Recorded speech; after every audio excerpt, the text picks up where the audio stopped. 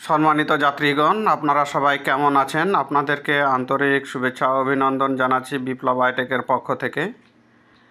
আশা করি আপনারা সবাই ভালো আছেন, সুস্থ আছেন। তো আজকে যে বিষয়টা নিয়ে কথা বলবো সেটা অত্যন্ত গুরুত্বপূর্ণ। বিশেষ করে বিভিন্ন সময় আমরা ট্রেনের বিভিন্ন গন্তব্যস্থলে যাত্রা করে থাকি এবং আমরা আমাদের অ্যাপস থেকে টিকিট ক্রয় করে থাকি এবং ক্রয় করে যাত্রা করে থাকি। তো কোনো কারণে যদি আমাদের যাত্রা বাতিল হয়ে যায় বা যাত্রা যদি স্থগিত হয়ে যায়, তাহলে আমরা আমাদের যে টিকিট আছে সেই টিকিট নিয়ে একটু বিড়ম্বনায় পড়ি। অর্থাৎ টিকিটটা যদি ফেরত দেওয়া যেত তাহলে কিছু টাকা সেখান থেকে আসতো। এই প্রসেসটা আমরা সবাই চিন্তাভাবনা করি। তো কিভাবে আপনি আপনার রেলওয়ে ই সেবা অ্যাপস থেকে টিকিট কেটেছেন এবং যাত্রা স্থগিত হয়েছে এবং সেই টিকিটটা ফেরত দিতে পারবেন, সেই সম্পূর্ণ প্রসেসটা আমি আপনাদেরকে দেখাবো। তাহলে চলুন আজকে দেখে নেওয়া যাক যে কিভাবে অনলাইনে ক্রয় করা টিকিট রিফান্ড করব বা ফেরত দিব।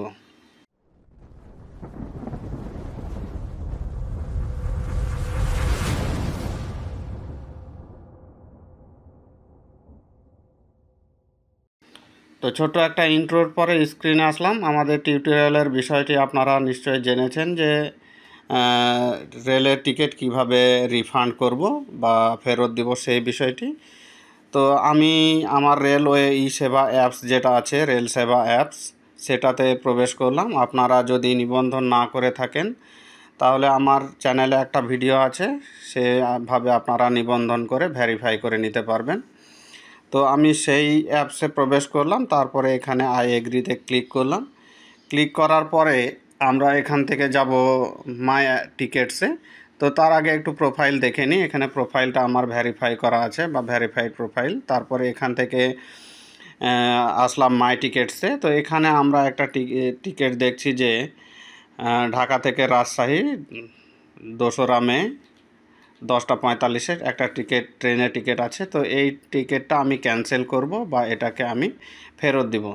তো তার জন্য প্রথমে আমরা দেখে নিব যে please read the online refund instruction and ticket return policy before cancelling your ticket.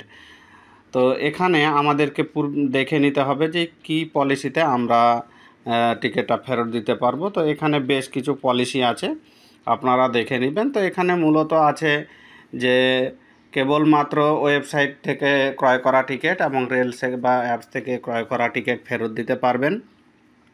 Ticket ফেরত দেওয়ার আগে আপনার মোবাইলে একটা ওটিপি যাবে বা ওয়ান টাইম পাসওয়ার্ড যাবে, সেটা কনফার্মেশন করবেন। তারপরে এখানে বলা হচ্ছে যে আপনার যে মোবাইল ব্যাংকিং নাম্বার, অর্থাৎ বিকাশ, নগদ বা রকেট, এই নাম্বারে অথবা ব্যাংক কার্ড বা ভিসা কার্ড বা মাস্টার কার্ড বা নেক্সাস পেতে মূলত সেই টিকিটটা যাবে, টাকাটা যাবে এবং 3 থেকে 5 কার্য দিবসের মধ্যে। তারপরে এখানে মূলত আবার বলা হচ্ছে যে in case of ticket return 48 hours prior to the commencement of the journey.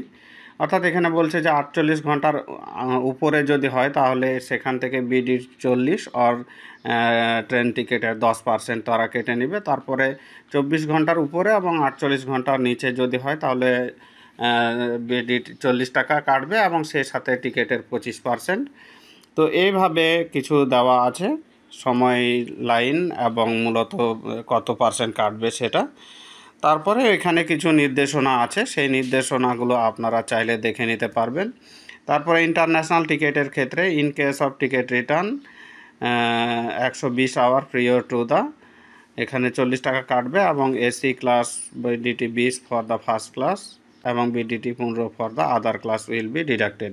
তো এইভাবে মূলত এই প্রসেসগুলো আছে। তো এখান থেকে আপনারা সেটা দেখে নেবেন। দেখে নেওয়ার পর আবার ব্যাকে যাবেন। ব্যাকে যাওয়ার পরে এখান থেকে এসে আমি এই ক্যান্সেল টিকিটে একটা ক্লিক করব। তো আপনারাও সেই কাজটি করবেন, অর্থাৎ টিকিটটা ক্যান্সেল করব আমি। তো এই ক্যান্সেল টিকিটে ক্লিক করার পরে এখানে টিকিট নাম্বার আসবে, তারপরে টাইম রিমেনিং বিফোর ডিপারচার, অর্থাৎ 38 ঘন্টা 22 মিনিট 32 সেকেন্ড আছে। Total price without service charge হচ্ছে 656 টাকা, ডিডাক্টেড পার সিট 25% আমার এখান থেকে কর্তন করা হবে। তারপরে number of passengers 1, total deducted হচ্ছে 164, তার মানে আমার মোট কর্তন হবে 164 টাকা এবং টোটাল আমাকে রিফান্ড করবে 492 টাকা। তো এই টিকিটের মূল্যটা মূলত ছিল টিকিটের মূল্য প্লাস ভ্যাট প্লাস আমাদের যেটা সার্ভিস চার্জ সেটা মিলে মূলত 676 টাকা। তো এই 492 টাকা তারা আমাকে আমার মোবাইল ব্যাংকিংয়ের মাধ্যমে তারা আমাকে রিফান্ড করবে।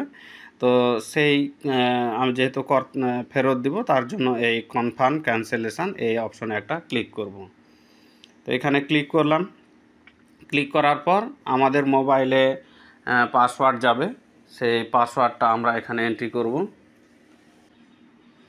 তো এখানে মূলত মেসেজটা চলে আসছে এবং যে কোডটা আছে সেই কোডটা আমরা এখানে বসাবো। তো সেটা বসালাম। বসানোর পরে যে ভেরিফাই যে অপশন আছে এই ভেরিফাই অপশনে একটা ক্লিক করব।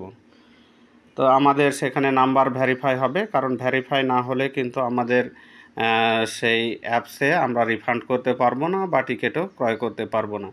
Refund in progress, your request will be checked and your ticket will be refunded after a short time.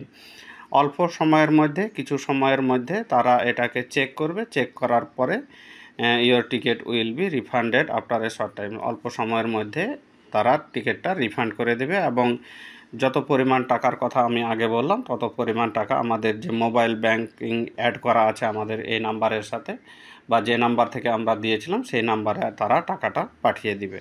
তারপরে এখান থেকে আমরা এই যে ওকে বাটন যেটা আছে সেই ওকে বাটনে একটা ক্লিক করব। ক্লিক করার পরে মূলত আমাদের রিফান্ডের কাজটি শেষ হয়েছে।